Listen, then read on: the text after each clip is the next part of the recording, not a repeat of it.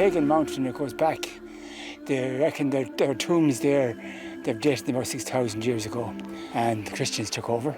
Croagh Patrick is a holy mountain. It's the holy mountain of our patron saint of Ireland, who is St. Patrick. When he got to the top of the mountain, he fasted for 40 days, and it was to rid of Ireland of demons and snakes. For a long time, it's been a pilgrimage to walk up this mountain and go to a church. One Sunday in the year called Reek Sunday, and the whole country climbs it. Thousands of people in their bare feet. We have to go barefoot to release all our sins, you know, and ask for forgiveness.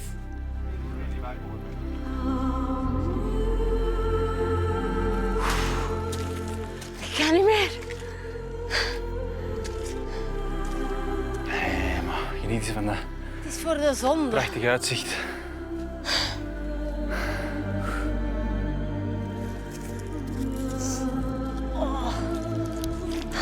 Come on, Tina. Nee! Maar ik geef toch niet op. De beklimming van de Croagh Patrick, dat is een echte uitdaging. Maar Bill en ik, wij besluiten dat we vrij willen zijn van al onze zonden om in harmonie deze reis te kunnen beginnen. Zijn er, jong? Is de mis al bezig?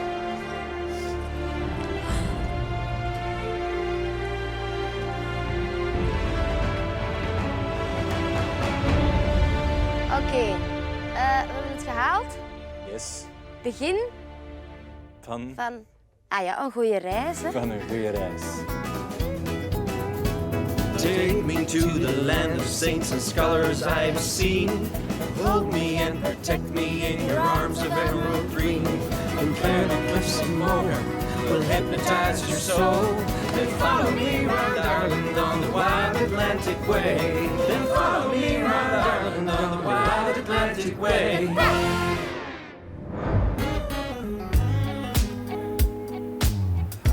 Voilà, we zijn vertrokken. Direct de vuurdoop, hè. Direct met de caravan links op de baan. Met een auto waar ik er niet meer gereden heb. Smalle weggetjes. Hebben we nog de caravan? Ja, hangt er nog aan. Ik vind het nu al de Wild Atlantic Way. Gaan we doen, 2500 kilometer, hè? De langst beschreven kustroute ter wereld. Ja. Waarvan dat wij duizendtal kilometer gaan doen, denk ik. Ah, oké.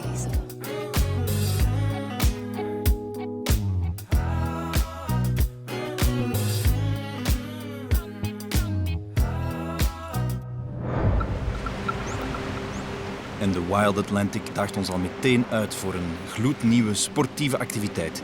So guys, coasteering is a relatively new experience in Ireland. It involves jumping off cliffs, swimming into caves, scrambling around the rocks. It's really exciting. And what do you like the most about it? I like everything about it, especially getting into the ocean, into the wild Atlantic. How many degrees is the water right now? Water temperature is about 14 degrees right now, so probably should have brought the sun cream, eh? Gaan ervoor, hè? Deze is de Wild Atlantic. Ja, dat is wel goed. If a wave comes, what'll happen is you'll hear myself or Stevie shout, "Wave!" Start working your way up the rock. Okay, but also get low and hold on. Okay? If you're in the water, okay, closer to the rock, we want you to roll on your back, like so, and start to paddle this way. If the wave comes, you could just push with your feet off the rock, and the place that you don't really want to be, next to the rock, where the waves. Can I hold your hand? No? Yeah, sometimes, yeah.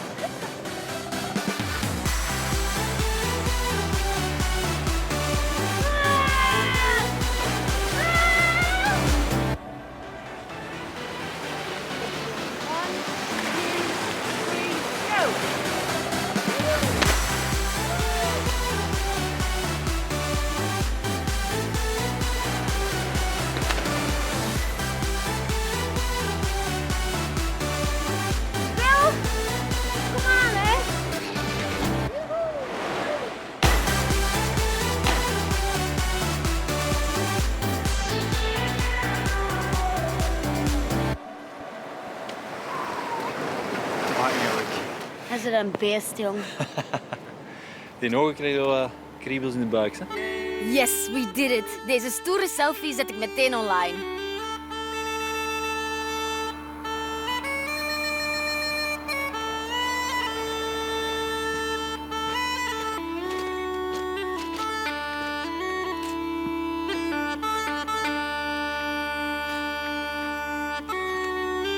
En dan rijden we langs een van de zeldzame fjorden van Ierland.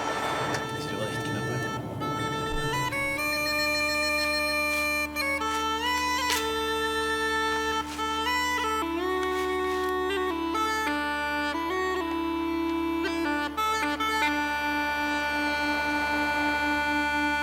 Een heet bad vol vers geplukt zeewier zal naar het schijnt wonderen doen. En dat kun jij nu wel gebruiken, denk ik. Ja, ik heb daar heel veel zin in. So what are the beneficial effects of this? Seaweed is really good for dry skin, psoriasis, eczema, any muscle tensions or pain, and it's good for arthritis. Is it some kind of ritual? Something that they did before?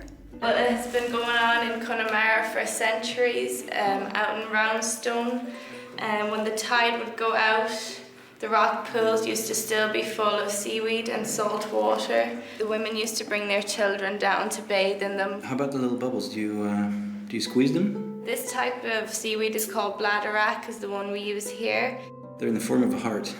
Yeah, once they're in the hot salt water, all the minerals are released, and that's how you see the water change into brown. That's the iodine. Do you go in with your face and hair as well? Yeah, if you can submerge your whole body in it. Tina, I'm going in.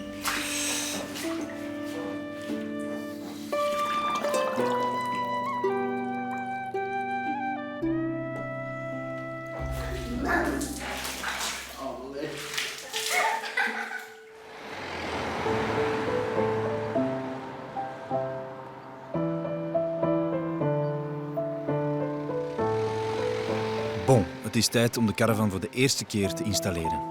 Bill en ik wij hebben er allebei geen ervaring mee, maar we kijken wel uit naar ons eerste nachtje samen op de prachtige Eco Beach Camping in Clifden.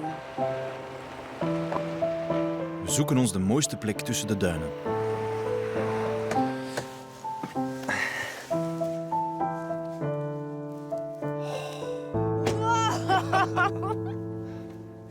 Dat is geweldig. Deze is bangelijk. Zalig.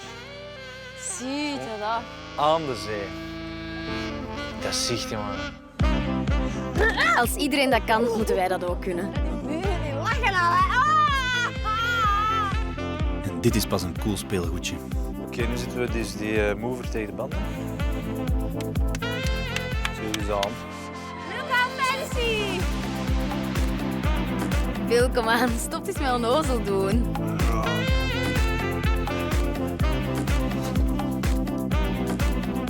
En voilà, geïnstalleerd. Alright.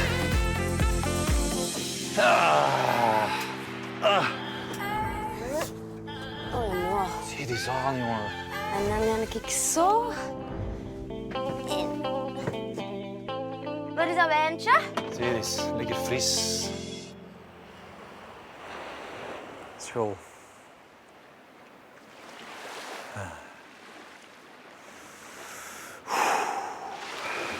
Kun je niet blijven? Ik stel voor dat we hier blijven. Ja, dat kan. We doen dat gewoon.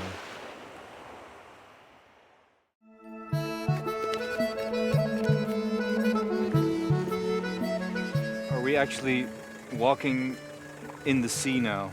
Well, in 6 hours, if we were in exactly the same place, we wouldn't be walking, we'd be swimming. And there'd be little bubbles coming out of our mouth.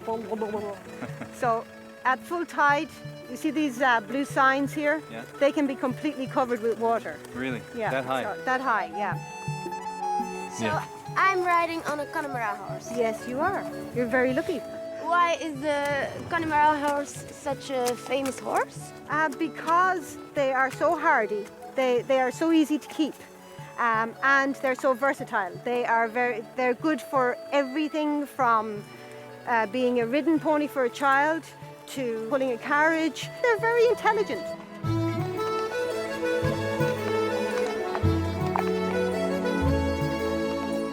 What's special about Omey Island? Well, first of all, you have the fact that it's a tidal island, which is rare in itself. But also, Omey is from the Irish word tomb, named after the tomb of Saint Fehim. Saint Fehim was a very important missionary in early Christianity. So we're talking about the 6th, 7th century. And he actually founded a monastery on this island. What we have here is the church. This is only one of the parts of the whole monastery. You can see how the tip of the highest part is the same level as the hill all around it. Yeah. So it was completely covered with the sand. Yeah. That's it. Well done. Bend your knees. So when was the church discovered exactly? It was shortly after a bad storm in the 80s. One of the walls was uncovered. The little point of the gable that we can see, they figured that there must be more below it, because you don't have triangular walls for no reason. So they started to dig, see exactly what it was. And do you know how big the abbey was? We have no idea. You can see that they started with this church, but there could be so much more stuff underneath all of these, what look like hills, but are sand dunes. I don't know what I'm standing on. I could be standing on top of another, I could be on a roof here. Right. It's bizarre. So guys, how did you enjoy your first ride on a horse? I thought it was great. Yeah. We rijden dwars door de Connemara-streek, dus ja, dit moest ervan komen. Ah ja. Oh, wacht. Brûlé au vent des landes de pierre autour. Oh nee. Ja! Kom! Je bent met een trouwfeest. Un peu d'enfer, le Connemara. Au printemps suivant, le ciel irlandais était en bleu, Marina plongée dans un lac du Connemara. 6, 7, 8.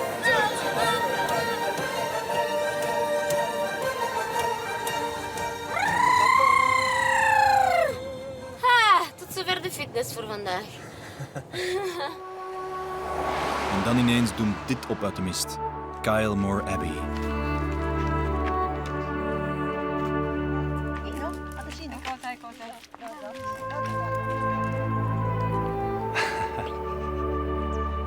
This is Kylemore Abbey. It was built in the 19th century as a castle by a rich British industrialist, Mitchell Henry. He came here with his wife, Margaret Vaughan, in the 19th century, and he built this castle for his wife. It's a love story. It's part of Gothic Revival architecture from the 19th century. It's a castle of 70 rooms, of which 33 were bedrooms and 3 en-suites. Mitchell Henry built up the estate, giving work to many locals, and he's best described and known as a philanthropist.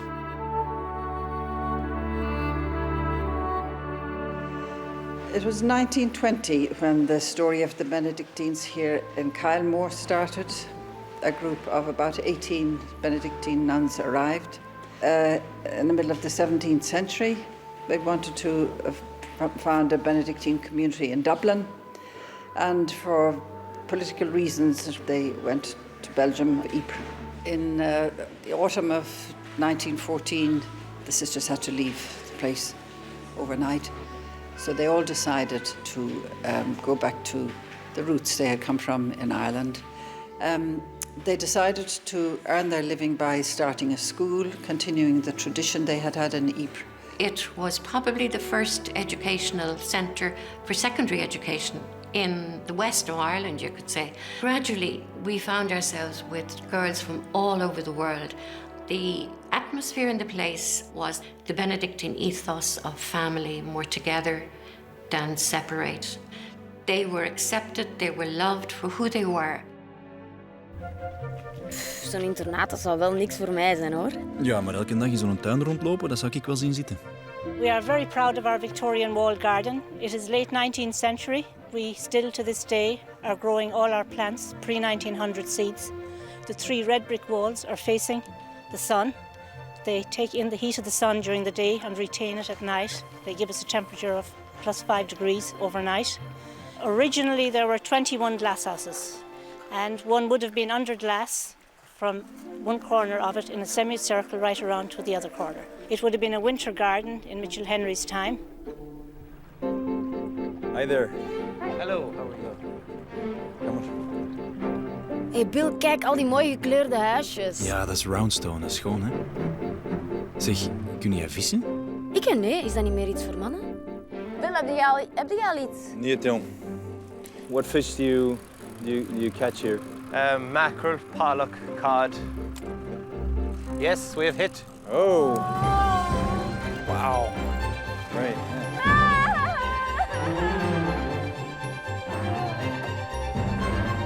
Sorry, man. Zelf gevangen vis proeven, Tina. Dat is toch... De Jeromeus van de zee. Zalig. Het heeft uitzicht. Maar dit zou ik nu echt elke dag kunnen doen. Ik kom lunchen op zee, iets vangen. En dan moet John nog wat kreeftenfuiken ophalen. Amai, dat zou smaken. Ja, maar dat eten we dan wel niet hierop, hè. Dat bewaren we dan best voor ons avondeten. Goed? Oké. How many lobsters do you catch in one pot? Is that? You can catch up to 5 and 6 lobsters in a pot if you're lucky. But today we have 2 lobsters in a pot and some crab. Okay. And how does it work? Well, so you get your white fish, put it inside the bait bag. The lobster, he goes in this way, and he falls down inside, and actually when he goes into the pot, this falls down behind him, and that's why it's called a trap pot. This is a female lobster. I can tell because she's wider. She's much wider here, and also these are smaller.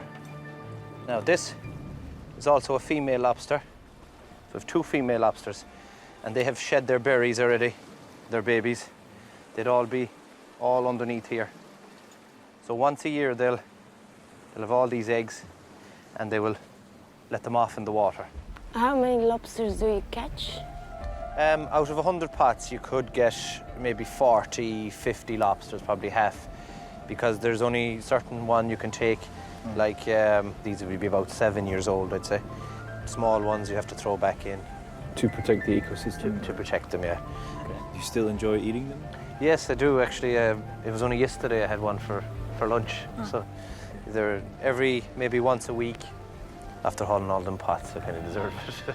Yeah, I suppose so, yeah. Yay! Ah ja.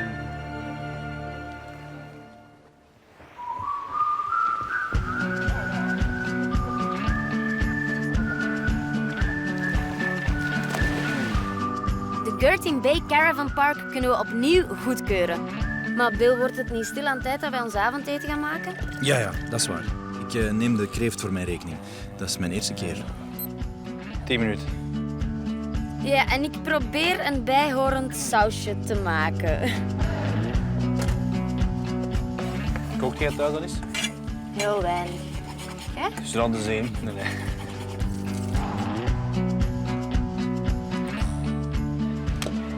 Are you all right? Can I give you a hand? Do you know what to do with it? You think this is ready? Does this look ready for you? It looks ready. Yeah? Looks ready. And do we... So what do we do next? Open it? You twist it, Okay. like so. Yeah. Oof. All right. Okay. And that's your tail. And then you take off your legs, Okay. your claws. All right. Discard that. Discard that. Okay. Discard that. Okay. Throw it down. Okay. All right. Perfect. All Thank right. you. That was swift. That's it, yeah. Do you have a? No, if you like to pull the tail out, Go. yeah. Okay. I'll hold it and just give it a good chug. There you Kijk, go. Tina, trek je. That's it. All right. All right. So And do you that's your tail. do you prepare that Your lobster often? tail. Do you I prepare did it? it no, I did it for the first time this week. Okay. There you Okay. go. First time, really. Thank you. Maybe Enjoy. maybe we'll offer you some. Thank you so much. afterwards.